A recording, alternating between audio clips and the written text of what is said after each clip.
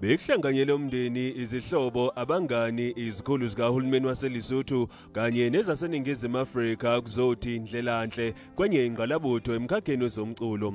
uTshepo Thula obedume ngelika The Village Pope uchazwe njengomuntu omnene nobenekhono elingandile kwabaningi. Umndeni uthi intando kaNkulunkulu mayenzeke. Re kopa bohle re tshediseheng ka nnete nako ya hae e ne se e fihlile.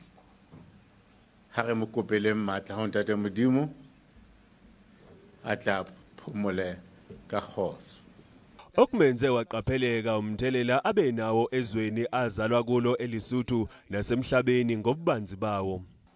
We have before us one of the greatest icons in the continent of Africa. Very rarely do you have an artist that represents two countries and two cultures all at the same time with such great excellence. Hulumeni waseNingizimu Afrika nawo usifikele mathupha kuzozimazisa umndeni ubabaza nobuntu bukababa uThula.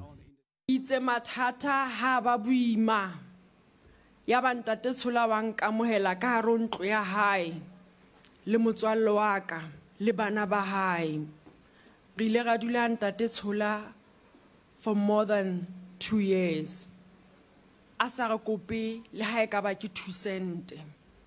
Re ne re phela jwalo ka bana ba hae.